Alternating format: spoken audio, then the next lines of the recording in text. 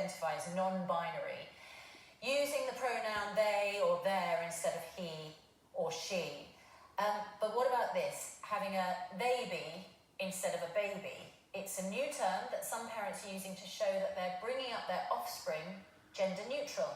Well, 1-year-old Sparrow is being raised as a baby by a family in Florida. Parent Ari Dennis says that Sparrow will discover their own gender later in life. And Ari Dennis joins us live from Orlando, Florida. Thank you very much for joining us. It's a very interesting situation. Just tell us a little bit about Sparrow. Are you able to even say how Sparrow was, what gender Sparrow was born, or is that something you avoid talking about altogether? Well, the whole point of gender is that we don't know Sparrow's gender yet. As far as what their anatomy is, we do choose to keep that private, to a short list of caregivers. Now, this was not the situation, was it, with Hazel, who was your first child? Because Hazel, yes, you did bring up in, as a little girl. Well, I did assign binary pronouns to Hazel initially, yes. And then when they were older, they articulated a preference for using they-them pronouns. Right, just so I get my head around it, it's obviously very complicated. Not to you, but it's complicated to me. So let me try and just lay this out. Explain your domestic setup. You're married, is that right? Yes, I'm in a multi-adult family. There's 3 of us that are raising 2 children, an 8-year-old and my 1-year-old. And how would you describe yourself? You were born biologically male, or how would you describe it? I'm non-binary. Yeah, I'm non-binary, which means that I don't identify as a man or a woman, and I use they/them pronouns. Okay, and your wife or partner, is it a wife? How would you describe your other half? All of the adults in my household identify as transgender or non-binary. Right, and you're only married to one, or you're married to both? Legally married to one. Right. In a relationship with another. So the one you're legally married to, what is their name? Bren. Bren. And Bren identifies as? A woman. He's a she, her. And she was born a woman and remains identifying as a woman? Yeah. She's a woman. Okay, and who's the third member of the my partner, Luna, who uses they/them pronouns as well. And Luna is male or female?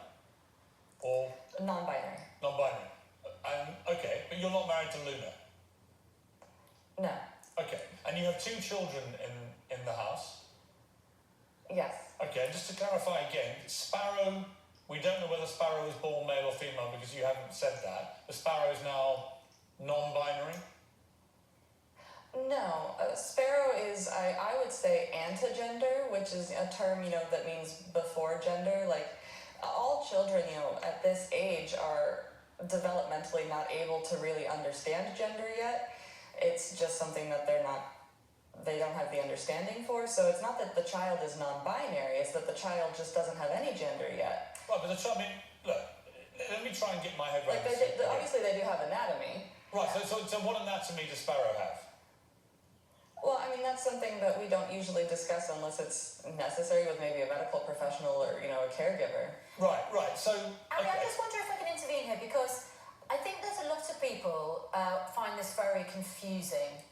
And it's because people think that if you are born with biological anatomy that indicates that you're either male or female, then therefore you have that gender identity. You're a man or a woman. But can you explain why you think that isn't helpful, that the anatomy that you are born with biologically shouldn't dictate your identity? Because I think that's the sort of bigger point that your situation is trying to get to, isn't it? That when you're born with certain genitals, society decides how you should act. And as far as I'm trying to understand it, that is what you're railing against. Am I right? Yes, it's a great question and a great clarification. What it is that, yes, commonly people born with one type of anatomy will identify with one gender, people with different anatomy will identify with another, but that totally negates the fact that there are legitimately thousands of people all over the world for whom that is not the case. So what I would say, Ari, just in from that point of view, you're not necessarily dictated to by society. I mean, if you have a little girl and she's biologically a girl, she can decide and still be a she. This is, I mean, I'm putting this to you. I don't think you can't call her a she though. Sparrow's not a she. No, right? I know. So let's talk about a different little girl or another We child. don't know if Sparrow's she or he. No, that is true. So I'm talking about a little girl whose parents do call her a she. She doesn't necessarily need to, for instance, play with dolls, do cooking lessons. No, and exactly. work. Gender She just doesn't have to. Yeah, gender expression is totally different from gender identity. Someone can identify as a boy and like any color, any toy, sports, dance, pink, blue, whatever. And same with identifying as a girl or non-binary. People's interests or hobbies or preferences don't dictate what their gender is. When did instead Hazel of having a preference? Yeah, when did Hazel decide that she was no longer going to be a girl? Hazel decided that they were non-binary when they were about 4. They had been exploring gender before that, trying on different pronouns, experimenting with different names. But they picked they them pronouns and chose the name Hazel when they You see, were 4 Ari, years old. with the greatest of respect, I have a 7-year-old daughter, right? When she was 4 years old, her main decision of the day was whether to watch Peppa Pig or Frozen. She had not a clue what about gender identity or non-binary or any of this stuff. And I put it to you that this wasn't Hazel's idea, was it? This was your idea. You decided that Hazel had gender issues that she needed to address, and you persuaded your daughter that she was no longer to be a girl, didn't she? I mean, I personally don't agree with that assertion, but I can see how that could be misconstrued. I think that every family environment is unique, and say a child becomes a concert pianist very young, age 6, they're playing Beethoven. Well, maybe is it because their father is a pianist and they had a piano in the home and they explored music earlier.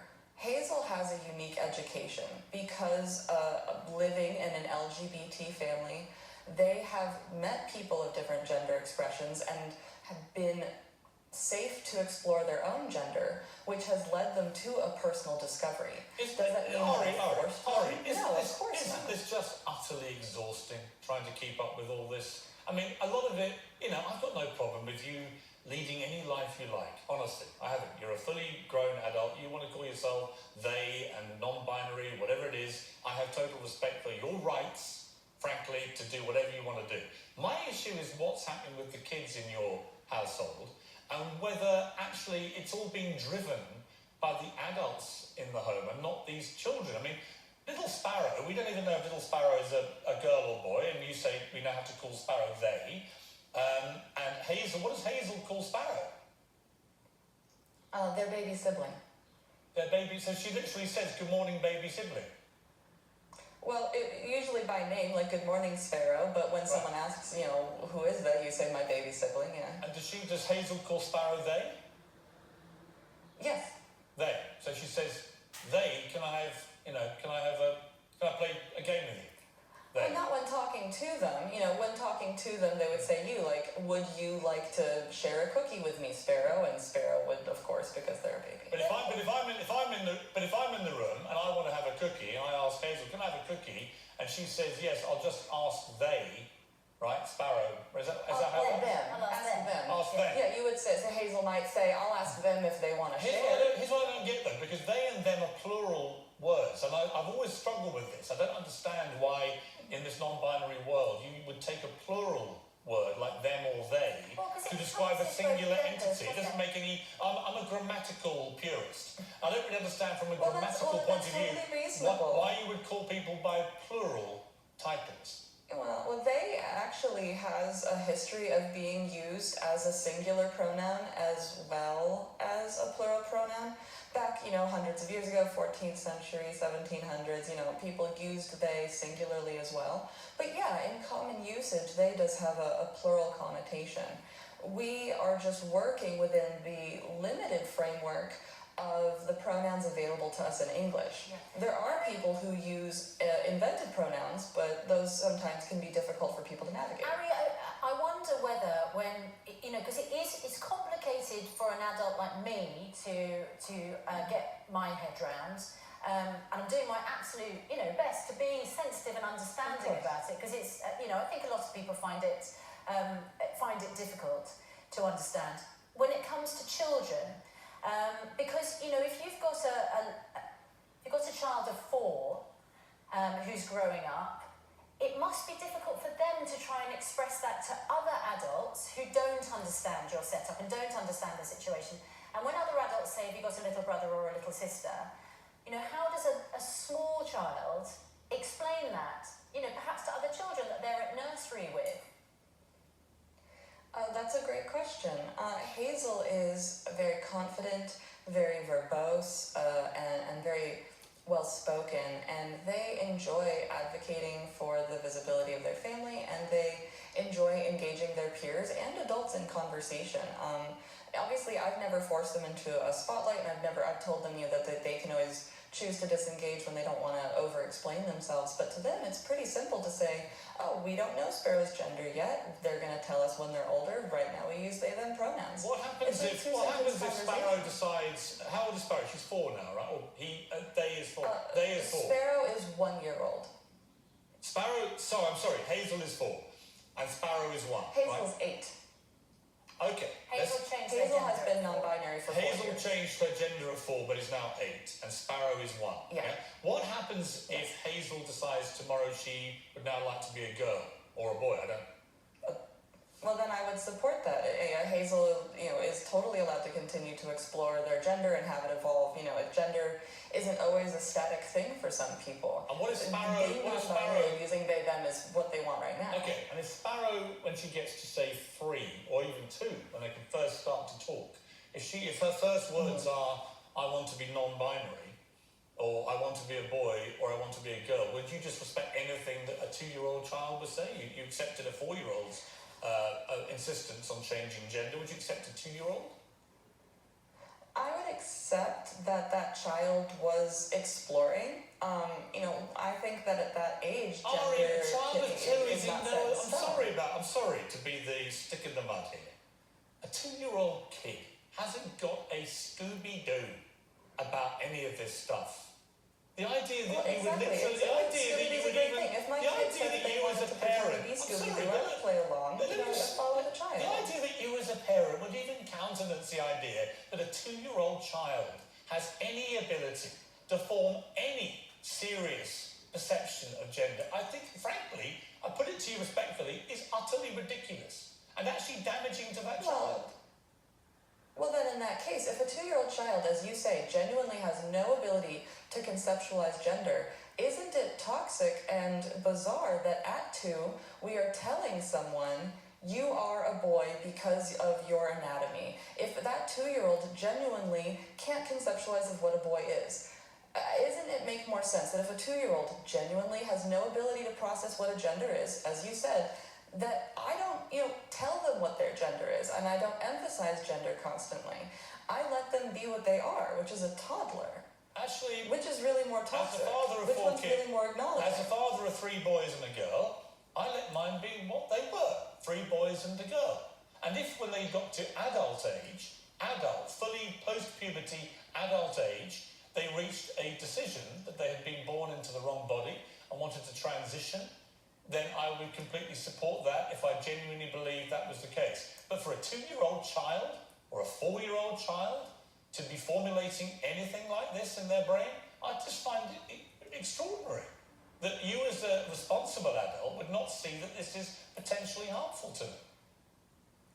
What is harmful if one day my child says, well, I want to be a boy, and I say, okay, and then 2 days later they say, well, I'd like to be a girl, and I say, okay, and they go back and forth for a while before settling on boy or girl or something else. Because Like, sometimes, sometimes being a parent, sometimes, I don't want to lecture you on being a parent, you are perfectly entitled to be any kind of parent you wish to be, right? We're just debating this because I find it an extraordinary situation that you're in. But a parent's job is to also take responsible decisions on behalf of their kids, to nurture them, to grow them emotionally, right? To go through issues of life. And it seems to me what you're doing is taking all the responsibility from you as a parent and putting it all on the heads of these tiny little kids and saying it's all down to them, that they make all these huge, enormous, life-changing decisions. And I say that is an abrogation of your parental responsibilities. Well, I do want to clarify that I definitely do, intervene in my children's lives and add structure. For example, Hazel is not the name Hazel was born with, and they did experiment with different names, and sometimes it was for a few days or a few weeks. And while I would, call them by that name at home, I didn't, immediately go out and change their name on their birth certificate and change their name at school and introduce them to every stranger we met by the new name. I did give it time to see what was playful exploration and what was perhaps something that actually made them feel more comfortable. We waited over 2 years before finally actually legally changing their name to Hazel, because they were ready to use that name in academic, school environments. So what was Hazel's name before? What was Hazel's name before? They don't like to share that. They don't like to share it. They is 8, right? Yeah, they are 8, yes. Right. But Hazel, was called something else before. For how long? Until what stage of their life? They were using their birth name until about 3 and a half, and then we had about 6 months of trying on different names before finally settling on. You see, Ari, with the greatest of respect, allowing a 3-year-old child to decide their name just on a whim, everyone who's had kids is going, what? Kids will come up with all sorts of nonsense at that age. A parent's job. And what's the harm in calling it? Why not call your kids the main character's name from Paw Patrol? You offer structure. You say you offer structure. What could be more of a structure than actually saying to your child, this is your name and that's your name?